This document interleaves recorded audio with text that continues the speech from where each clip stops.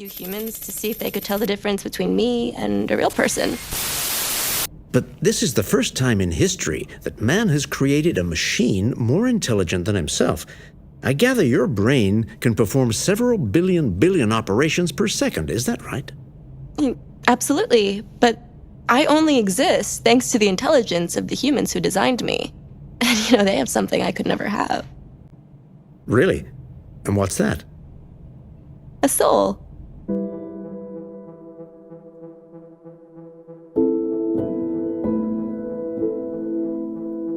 In Detroit Become Human, we meet android characters, humanoid robots that serve humanity. As Chloe the robot from the beginning of this video suggests, these robots have no soul. But what if they did? What if they possessed a soul that allowed them to truly become alive? Human even. Now I know what you may be thinking. How can a robot have a soul? Can a machine develop true sentience and evolve into a new intelligent species?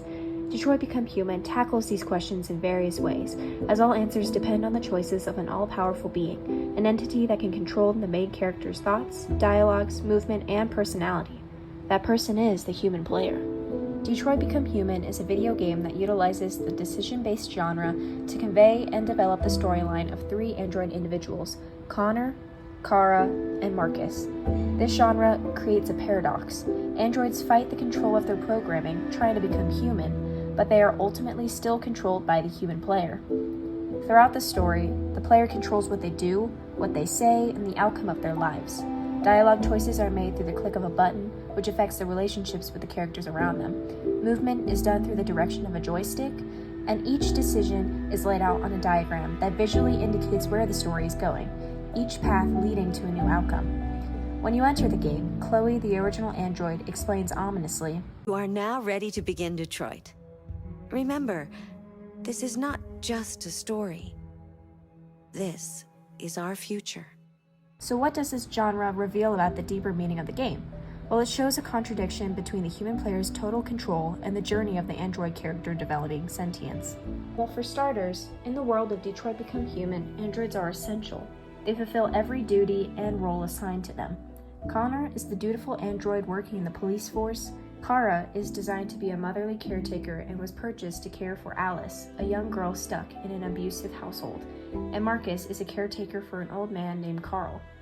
The society in the game mostly fears androids, yet some see them as a friend or equals, and others enjoy harming them. As said in the article, humanization of robots, is it really such a good idea? The impossibility to determine and scientifically observe the presence of mind and the nature of consciousness significantly hinders the creation and implementation of new types of personhood that do not fit that model. In this case, androids are humanized, and their intelligent behavior is excluded from the conventional idea of humanity. In the game, a deviant is an android who has evolved past its programming and has supposedly developed sentience. Maybe I should tell you what we know about deviants. We believe that a mutation occurs in the software of some androids, which can lead to them emulating a human emotion. In English, please. They don't really feel emotions. They just get overwhelmed by irrational instructions, which can lead to unpredictable behavior. Deviancy is discussed in the article, Becoming Human, Ableism and Control in Detroit Become Human, and the Implications of Human-Machine Communication, by explaining that technical control is arguably the greatest form of obtrusive control for androids. In fact, all three main characters in the game have the opportunity to become deviant, which requires tearing down or breaking of a wall of code that only androids can see. The human player is the reason that this occurs, as they press multiple buttons and make the concrete decision to evolve the android character. Starting with Connor, we see a startling contrast between his fate of being a deviant or staying a conventional android. In Connor's storyline, he is a default android who follows orders. His task is to learn about deviancy in androids and stop it at all costs. He cannot leave an area without Lieutenant Hake's permission, and solely thinks of his duty. Put simply, you only have two choices when it comes to Connor. Either resort to deviancy and join the android movement, or never break past your programming and fight against the cause. Either way, we see the drastic effects the human player has on Connor's story, as his entire role can shift based on the decisions made. When Connor speaks to Hank during his route to kill all who oppose his mission, he says, "I'm a machine, designed to accomplish a task. I know why I exist and who designed me. I have a reason to live." I guess that's the difference between us, Lieutenant. Did you feel anything when that girl killed herself, Connor? Or did you just not give a shit one way or the other? Of course I didn't feel anything, Lieutenant. I'm a machine. Machines don't have emotions. Ultimately, none of Connor's choices are his own. He has no free will when it comes to his fate. On top of that, morality is a human concept, so Connor himself is not good or bad, but it is the player that pushes past his programming to cause in-game results that are either punishing, him killing during his mission and getting an ending where everyone dies, or rewarding, him joining the android cause and all players have a chance to survive. An obedient machine. Or a living being endowed with free will.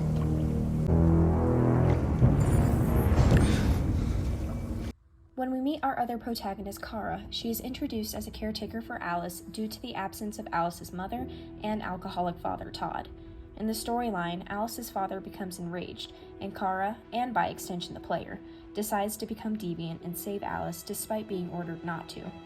Afterwards, they run away from Todd and attempt to flee to Canada.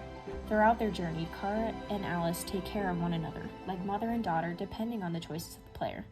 I don't know how to be like them, Alice. I've never been a part of a family. But maybe we can be our own family. Be happy in our own way. Towards the end of the game, we are told that Alice is an android herself, an individual for Todd to clutch onto after his real wife and daughter had left him. A friend they met along their journey named Luther tells Kara after she realizes Alice's true identity. I knew from the beginning. You just didn't want to see it. She wanted a mom, and you wanted someone to care for. You needed each other. She became the little girl you wanted, and you became the mother she needed. They both imitated the humanity they were programmed to be like and fulfilled their designated roles. Whatever love they share, depending on the scenarios chosen, can be interpreted as the human player's emotional connection existing vicariously through Kara. So in that case, we can't consider androids humans if the emotions they feel may be artificial. If they can't feel love or exercise free will, androids can't be considered sentient. As we see with Kara and Alice, whatever relationship they have or emotional connection present is a direct product of the human player's actions and feelings. In Marcus's storyline, the man he cares for, Carl, a famous painter, asks Marcus in the beginning to make art. Even at this request, Marcus can't paint a subject without another reference. The human player essentially chooses the subject he paints, because Marcus is a machine that cannot formulate original thought required to create art. This simplistic coding applies to the political movement he creates for android rights as well, which happens after Marcus is shot by police when he is wrongly accused for killing Carl. As put in Liberties for Androids, Player Choice, Politics, and Populism in Detroit Become Human by Stefan Schubert, Detroit Become Human, partly through its use of historical parallels, features choices and thus fosters player agency in a way that encourages its players to make political and not just personal or empathetic decisions. We demand the right to vote and elect our own representatives.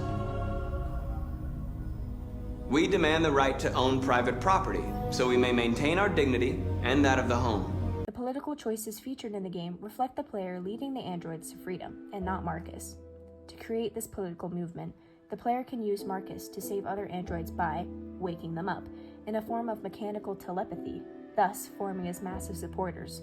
Schubert mentions how the other androids follow Marcus's decisions without questioning him much, making his individual autonomy trump communal agency in a rather autocratic way. I'm with you. We're with you! I'll follow you, Marcus! I'm with you, Marcus. We're with you. I'll follow you, Marcus! I'm with you. This means that his followers look past their personal interests to support a ruler with absolute power. In each protest he conducts, we see that many of his supporters follow him entirely without question and execute his will as a hive mind. This is very different from true humanity, where many question the leadership of others. The hive mind follow his directions, like in this instance. They're marching. Set us free! Yeah, they're marching down the street. Set us free! Set us free! Fuck if I know. Equal rights! Equal rights! Equal rights! No more slavery! No more slavery! They yell unoriginal phrases used in various protests throughout history. Another example of phrases from past human protests can be seen with the famous line Marcus can put on a bench. They merely refer to what humans have done in previous movements. This exhibits how the androids under Marcus show no free will or original thought. They are machines imitating humans, repeating phrases with those around them and doing the same movements too. Even Marcus, their leader who makes speeches about having free will, cannot even climb down a statue without an indication from the human player. We don't need masters anymore. We're free. Having the freedom to choose your actions is a very human concept, yet the androids lack that. They can't even rebel against the most controlling programming and invasive commands, the human player. In every instance of the game, the decision-based genre reveals new meaning because we can see that these androids aren't becoming human and evolving into their own artificial intelligent species. Instead, they're emulating humanity. After all, the player is their programming, their soul. In modern society, some worry about how far AI can go in terms of sentience. The answer that we can derive from the game is not very far. For those who fear evolving AI like ChatGPT, an artificial intelligence chatbot, or character AI, another AI that is a chatbot for famous fictional characters, this game presents a reassuring message that AI has limits to its function. That limit can be constantly having control over the android characters in a fictional reality, such as Detroit Become Human, which can bring relief to those worried about AI going rogue. It begs the question as to the identity of this android. Are we dealing with an isolated individual or an organized Is this an isolated accident or a sign that technology has become a threat to all of us? After what happened today, can we still trust our machines? But also, as Terrence Mills puts it in Council Post, how far are we truly from human-like AI? Artificial general intelligence as a concept is often misleading because all around us we see robots beating humans at various games and we panic. The problem is that those machines were designed to do what they did. Without the human creating the robot wouldn't be what it is. In the game, without a human triggering the software malfunction in the androids or giving it orders to go against its conventional programming, the game storyline would cease to exist. Each protagonist in Detroit Become Human does what they were compelled to do. Thus, this game illustrates a reality like our own, where the limits of AI are determined by the human creator. This shows us how AI cannot become something on its own, not without humanity to propel it forward.